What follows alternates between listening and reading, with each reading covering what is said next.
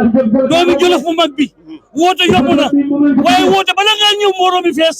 loolu nag Jolof rek laa ne waaye doomam lañu woo ci nga xam ne mooy deuxième personnalité de l'État ku ko woowee ko fii naaru góor yi dañoo dellu si waat seen kër maam fas woo dégg ci Sénégal ñu ne am na deret maama ma ngi ci Jolof kon tey bu ñu tuddee course bi bu ñu tuddee course bi ci nga xam ne moom itamit le première personnalité le deuxième personnalité de l'État di doomi Jolof ñu woo ko muy ñëw ànd ak mbooloo bi nga xam ne ànd na ak moom nga gis maire dugg léegi ànd ak ki nga xam ne moom itamit mooy Alé Sadax mi nu tuddee course bi dama ne course bi daal yegg na ba pare waxuma ala dawme waaye bu ñu fi jógee Jolof dañoo xam ne am na lu fi ñëwoon te jóge na sant yàlla rek ñu daje fi Grand Prix assemblée santaat yàlla ñu dippee ko doomu Jolof bi gën cee sant nga xam ne tey Jolof yëpp ñëw na yàlla na yàgg waaye bi nga ñëwee tey lan nga yëg li ma yëg mooy sentiment de satisfaction sentir que ne ñoo ngi jëm te mu ngi évoluer am na tànki kanam am na ay fan lii amutoon yàlla may nañu hippodrome bu mel ne ni mu war a mel naam des na ay mbir yu bari yuñ ci war a dolli yàlla may nañu tey ñuy dawal Grand Prix du président de l'Assemblée nationale événement day fierté kon dañuy sant yàlla ñaanal waa CNG mais ñaanal surtout le président de l'Assemblée bi am xalaat que ne Jolof la dëkk te Jolof course da cee bokk mooy indi ko kon dañ koy rafetlu sant ko bu baax te ñaanal ko yàlla aussi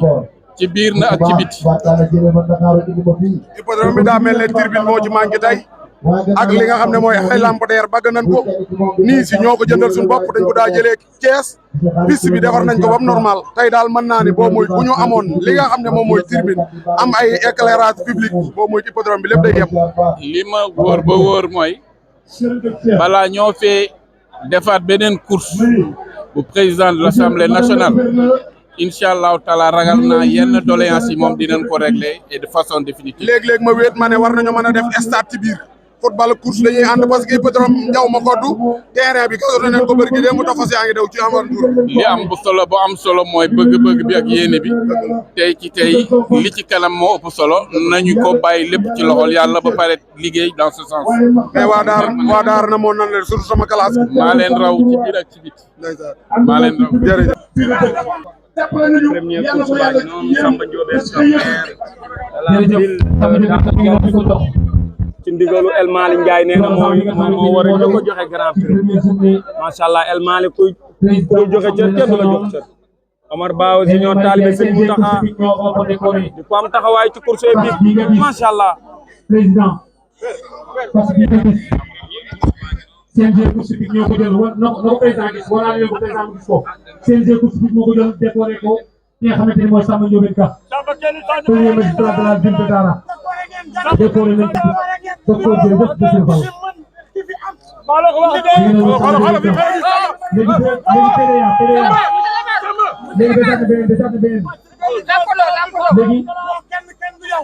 léegi nañu baal Samba Ndiobène Ka def discours de bienvenue.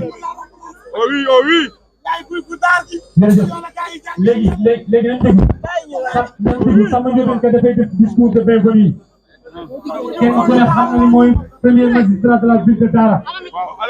léegi président ne nañu ko jox mu def discours bienvenue dalal nit ñi nga xamante ne ñoo fi nekk ñëpp. bismillahi rahmaani rahim. soxna si génnal micro bi jox génn soxna.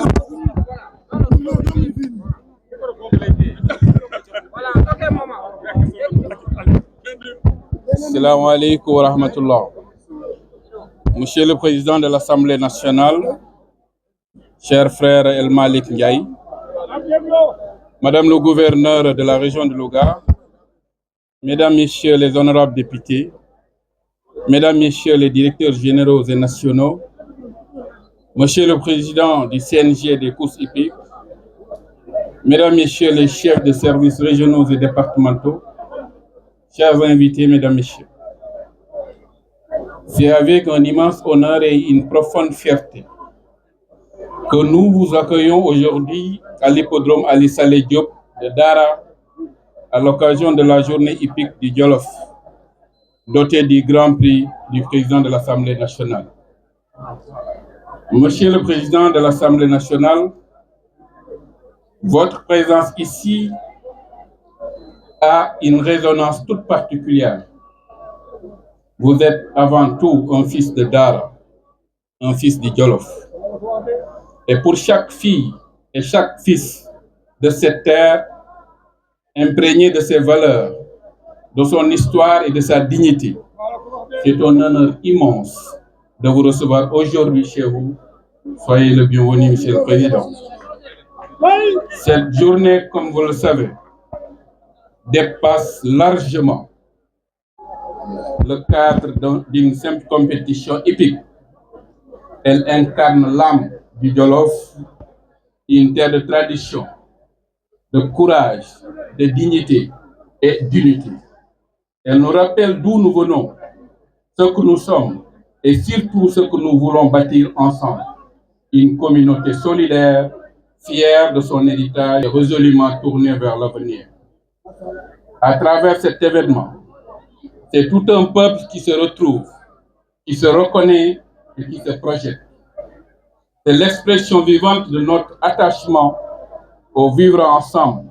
à la cohésion sociale et au rayonnement du Jolof.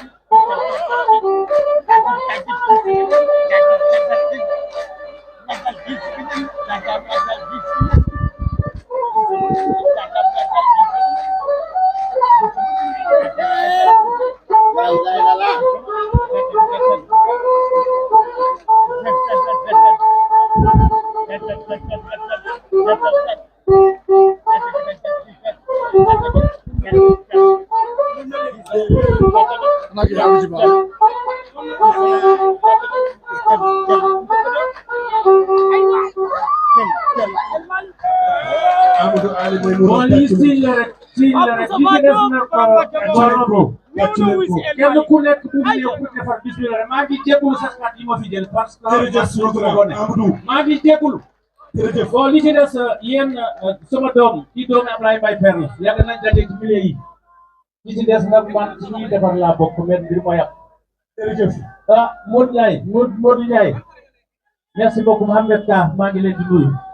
li ci des nag monsieur Ba inspecteur bi salmani ba li ci des na affaire bi cër la rek El Malick cër moo la fi indi jërëjëf Jolof jox na la cër yelloo nga ko ñu ni cër lañ fi jël si jaare ko ci yow mu leen ñu xañ cër yi waay jërëjëf Amadou kontaan nañu yéen ko moom cër bi yéen ko moom yéen ko woon nekk ba woon nekk kii fa mu wërsëg la kasu baax la kasu baax la ma daaw fi ma ko jox jërëjëf ma daaw na yàq bi la course hippique est ici au Jolof. Bien plus qu'un sport, elle est une tradition vivante, un héritage culturel, un lien entre les générations. Elle raconte notre histoire, notre rapport à la terre, à l'effort, à la noblesse du cheval et à l'esprit de dépassement.